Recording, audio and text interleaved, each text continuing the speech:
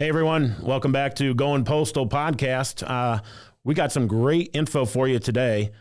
We've got an exciting topic. We're going to talk to you about your FERS Pension. So we'll see you on the flip side. Get ready to take some good notes for you.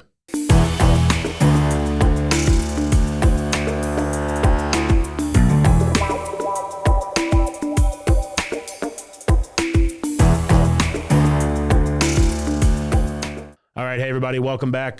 Tim Nolan here with our Goin Postal podcast. Got my partner in crime, Joe Cuny. Hey, what's going on, Joe? Good morning. How are you? Doing great. Good. Back from the weekend. Got a little golf in. So now now it's back to work, isn't it? Nice weather in St. Louis here. So, a little golf and back at work. Back at work. Hey, late September here in St. Louis, and we have 90-plus degree temperatures. But it looks like it's changing. We're going to have mid-70s here coming up. Yeah. The weather we like, San Diego weather. That's right. We'll take that all year round. We will not miss the four seasons. That's right. Not here. Right. Well, hey, everyone, thanks for joining us. Hopefully you got some information from our initial episode we sent you last week. So we've got some great information we're going to be talking about today. But just as a reminder, we want to kind of go through and remind you who we are. We're Postal Blue Book Help. Joe, what are the things that we can help people with? I think one of the major things that people really love us for or value us for is that, we help them fill out the Blue Book for absolutely no charge. We don't expect anything from you guys. You guys call us up. Be happy to sit down and fill out that what you guys think is a lot of paperwork. Right. It's really not that much out of the 50 or 60 pages. It's really only about 9 pages. But making sure that you fill that out correctly is extremely important because once you fill it out, there's no turning back. Right? That's right. And, I know some of you will probably raise your hand and say, wait a minute, it's not a blue book anymore. It's now a white book. Good old government decided not to buy blue paper. So it's too expensive. Too expensive. But we're not changing our name. We're postalbluebookhelp.com. And we're here to help you guys with your retirement so that, you make sure you make educated decisions when the time comes. Yeah. And, one of the other things that we do that we will touch on in every podcast that we do for you guys is seminars. So I'll kind of let you talk about what we do as far as traveling, seminars. Yeah. Great topic there, Joe. So, guys, some of you we saw at conventions, some of your state conventions last year, and we're getting ready actually to go out to Charlotte, North Carolina, SOC, the Southern Officers Conference for UPMA. We'll see a lot of you guys out there, but we will cater a seminar for you where we will come out and educate your employees about these benefits that you're going to see in these next few episodes that we're going to run. Everything from your pension to FEGLI to TSP to special supplement, Social Security, how all that kind of comes in play when it's time to retire. Yeah. And what's the cost for us doing these seminars, Joe? Once again, zero cost, right? Zero cost, guys. And I think the hardest part for, the postmasters or MPOs or whoever's setting this up with us is just organizing it. Yeah, very much. Because we know they're so busy in their, everyday work activity. It's really hard for them to try to put this together. But once they do, every one of these that we've done have been extremely beneficial. Yeah. So, I know you guys, we talk to you guys all the time and you guys tell us, hey, we want to do it. And then the follow through is hard because of the busy work schedule. But you just got to make sure that you get it done for your employees so they're educated. Right. Absolutely. And, guys, we do all the heavy lifting. We'll organize it at a local hotel, or we've done it at libraries as well in the local area that is convenient. Normally right off the highway or so for everyone to get there quickly. It's about a 90-minute seminar. Sometimes takes a little bit longer depending on the questions that we get. We like to have them interactive as well. And the best part about it is after we do the seminar, folks, we stay there for 2, sometimes 3 days to set one-on-one appointments so you can get your specific questions answered for your situation, because everybody's situation is different, right? Correct. I mean, what works for one person isn't going to work for the other. Yep. So we set hour to hour and a half time slots when we're sitting there for the next 2 to 3 days, everywhere from 7 in the morning till 7 or 8 o'clock at night local time, to make sure that we give you guys enough time, because we know you're working, you're busy. And we want to make sure that you have time to come in and get your specific questions answered. Well, and a lot of times people don't want to talk about their specific situation, right? Right. And we understand that, and that's why we set that time aside the next couple of days after the seminar to make sure that you do get that one-on-one time. Right, absolutely. And guys, we all know the LLV, right? That Cadillac, right? The Cadillac of the Postal Service, right? There's breakdowns. And so you might have, registered for your benefits years ago, and you might not understand how FEGLI works, or your FERS pension, or Social Security, or your health benefits, and all those different things. And so we're able to identify breakdowns in your benefit package. Yep. And we can help you understand those things so that, as Joe mentioned, those decisions you make when it's time to fill out that paperwork, they're irreversible. And so we want to make sure that you have the correct information. Yep. Right. So, to kind of get back, we always like to do that and let you guys know about the seminars, but to get back to the topic of conversation today, we are going to talk about FERS pension. Yep. So hot topic. Yeah. I mean, how many times have we been on telephone calls where people don't know the difference between their FERS pension and their TSP? Oh, many times. I had someone a couple of weeks ago think that they just had their TSP, and they were concerned that they weren't going to have enough money to retire with. Right. And when we brought up, and because we always start with FERS pension, and they said, "What do you mean a pension?" I said, "Yeah, you're one of the only employees that your employer still provides you with the pension, right? In addition to your retirement savings." Now, it is a little confusing because the government calls it an annuity. Correct. So they call it an annuity, but really what it is, folks, is a pension. Just don't get those two things confused, because besides your TSP, you will get paid monthly from the government when you do retire. Right.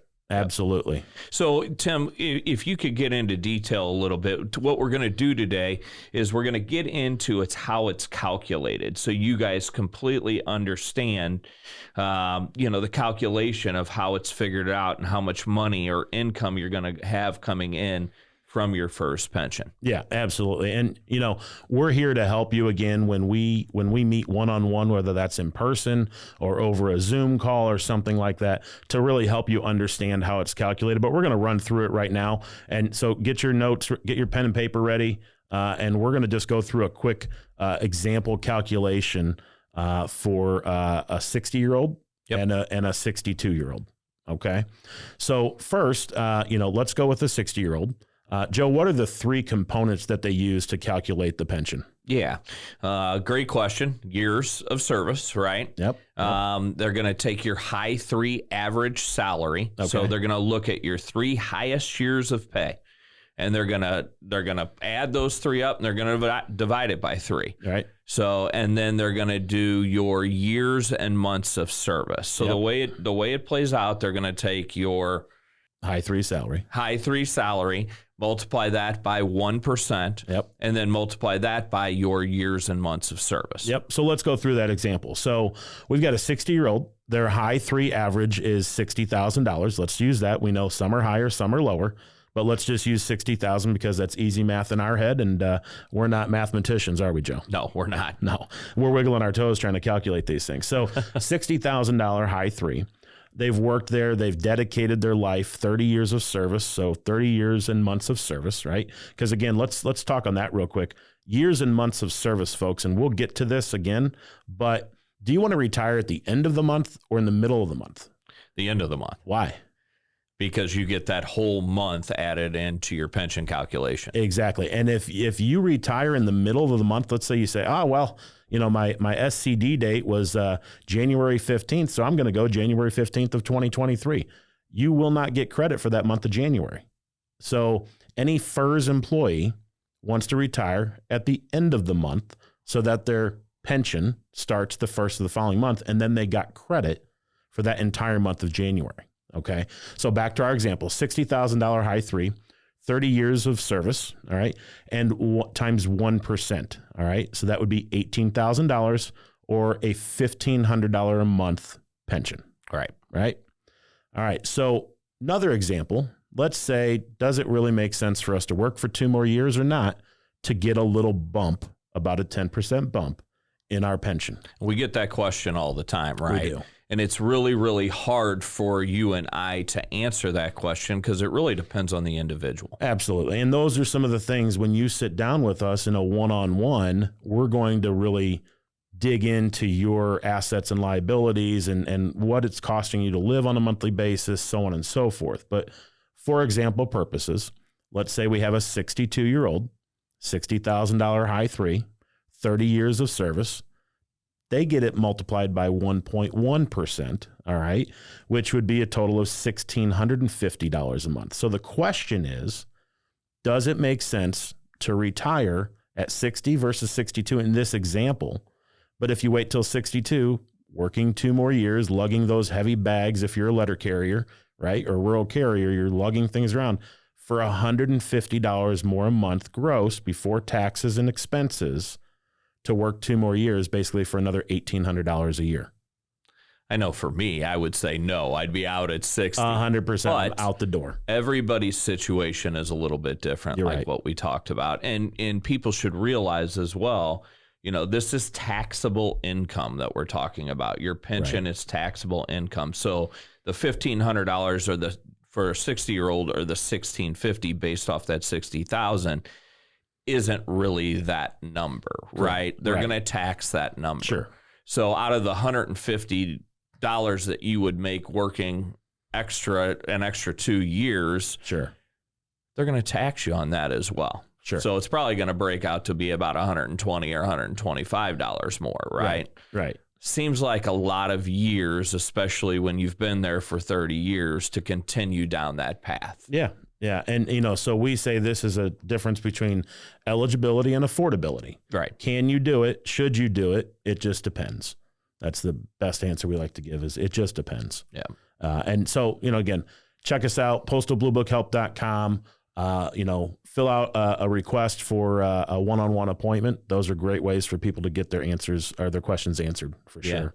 And really the next thing that, we should roll into is survivor benefit. Yeah. One of the biggest questions we get is what is this survivor benefit? What should I do? How should I handle it? We know there's a couple different routes to go, really 3 different routes to go, right? So Sure. Tim, if you want to touch a little bit on that. Yeah, absolutely. And again, that goes back to the, eligibility versus affordability and if it really makes sense.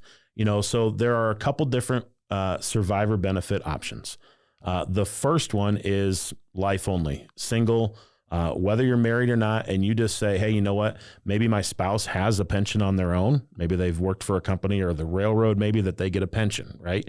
So, and maybe their pension is higher, or maybe they're a higher wage earner. So their Social Security is pretty significant. All right. So in the case of the examples that we gave, $1,500, well, you know what? I don't need to leave them 25% or 50%, which we'll get into. Right. I just want the whole pot of money for myself. Right. And so there's that option. All right. And we'll talk about some caveats to not leaving a survivor benefit and using this life only option as it relates to your health benefits. Okay. Right. The second option is a 25% survivor benefit. All right. So essentially leaving 25% of your gross pay. All right. So for that person that had $1,500, all right, there's a cost to leave 25% survivor benefit to your spouse. What's that cost, Joe? 5%. 5%. That's correct. It's 5%. So it would cost that retiree, that annuitant they call you, it would cost them $75. All right. On a monthly basis. On a monthly basis. Yep. Correct. So $75 a month. All right. So what is that? Right around $900 a year it's going to cost you, but it's going to reduce the amount that you take home. Right. Because again, that amount is still taxed. Right. Right. So, but in that situation, if the retiree from the post office passes first before their spouse, their spouse will get 25% of their gross pension. So in the example that we gave, they would get $375 a month if the retiree predeceases their spouse. The spouse is going to pick up $375 a month. All right. So, again, we can go down a rabbit hole. We're not going to today. Right. We go down a rabbit hole of why that makes sense or why it doesn't make sense. Again, everybody's situation is different, but to give up that money just to get your spouse $375 a month, is it really worth it? Right. It's a tough decision. And it's why when we talk about helping people fill out that paperwork, it's so important to utilize that help. Yeah. Yeah, it is. And sitting down with people one-on-one, we get really intimate with them. We need to help people understand to take the emotional side out of it. A lot of people just think, oh yeah, I want to leave my spouse some money when I retire. Well, don't forget, most of you have a pretty nice TSP as well. Right. And you can think that that's the money you're leaving for wealth transfer or survivor benefit, if you will. Sure. Taking that money off the table on a monthly basis may not be as important for you to leave a small amount to your spouse. Right. Right. Well, and we don't have that crystal ball. We say that all the time. Boy, right? I wish we did. And we just don't know what's going to happen. But, if you're paying that additional money every year for a survivor benefit, and rather than doing that, you invested that money and both people lived, or especially the annuitant lived for a long, long time, you've just really throw away that money. Right, because the government doesn't give you a refund, right? Right. What if your spouse predeceases you? Are they going to give you that money back that you've been paying every month out of your pension? I don't think so. I don't think they will. Yeah, I don't think so either. The second option, Joe, or third option, I guess, is the 50% survivor benefit. This is the one that when we are talking about survivor benefits with our clients is probably the most common that people choose for a number of reasons, but 50%. So in the example that we gave, there's a 10% cost to leave 50% gross pension to your spouse. All right. So in the example we gave, that would cost them $150 a month, right? To leave that, if you predecease your spouse, to leave your spouse $750 a month. Yep. All right. Now I know that's a little bit more than the $375, obviously the double. But again, does it make sense for you to do that with reducing your gross take-home pay for that $150 a month? So you think it's $150 a month. It's $1,800 a year. It's $18,000 over 10 years. So those of us that retire at maybe 57, minimum retirement age, or 58, or just young, 62 or younger, the likelihood of you living another 20 plus years is pretty darn good, right, Joe? These days, yeah. What's the average age of 87 for a female and 84 for a male? Yeah, people are just living longer and longer. So you're living in retirement almost as many years as you've worked at the Postal Service. So think about the amount of money you're giving up. So you're giving up $18,000 over 10 years. Over 20 years, $36,000. I don't need to keep doing the math for you guys, but that's a lot of money. It right? is. Yeah. And if your spouse predeceases you, and you 10 years later, you just gave the government $18,000. Sure. So sometimes it doesn't make sense, but we're going to get to that caveat here in a minute of why people are really probably choosing the survivor benefit. And that we'll cover in another episode more in depth, but let's talk about why they keep that survivor benefit. Yeah, it's all about the health insurance, right? Yeah, 100%. So, if you decide not to choose option B or C that we talked about, which is 25% survivor benefit or 50%, right? If you predecease your spouse, and you don't choose one of those two options, they lose their health benefit. Yep, they can't take it with them. When you predecease them, their coverage will stop if you did not choose one of the 25 or 50% survivor benefit option. And to some folks, we know we have Medicare. Sometimes spouses are older than the annuitant retiree. But again, those decisions can't go, unlooked at. You have to make sure that is the right decision for you, because, for somebody that has a spouse that might be pretty ill and require a lot of medical care, to take those benefits away, if you predecease them, that might not go well. Yeah. And, I mean, one of the biggest things is Tim and I are Medicare experts, right? Yep. So we're big proponents of Medicare, but we're also huge proponents of the health benefit that the government provides for you. We are. So we don't try to lean you in any sort of direction. And it's really with Medicare, with a lot of these plans, it's state dependent. And we're going to get into that in a future episode. That's right. Health benefits versus Medicare, Yep. and what it costs you. But it is a very, very important decision when we get to that point, when you get to that retirement point. Please make sure you reach out to Tim or I. Go to Postal Blue Book Help. We'll be happy to help you. Yeah, absolutely. Yep. I think that wraps it up right now, Joe. We covered, again, just a quick recap, a summary. We covered your FERS pension, the calculation of how that is calculated for you. And again, we'll help you with your specific situation. We'll tell you where you can go get the information to get your specific numbers. And we always request that when you do set up a one-on-one with us. Right. Yep. We ask you to go out to Light Blue, and there's a document you can get that you can get the specific information. So we talked about survivor benefit options. There's 3 of those, right? And how it affects your health insurance later when you're retired. Hey, great seeing you again, Joe. Check out our next week's topic where we're going to talk about the FERS special supplement. What is that? Ooh, a little mystery of what the special supplement is. We have people ask us about it every once in a while because they've kind of heard something about it, but a little unknown benefit that some people may qualify for. So make sure you like and subscribe below, and check us out. We're at postalbluebookhelp.com. This has been Goin Postal. Joe, great seeing you. Yep. We'll see you next week. Talk to you guys later.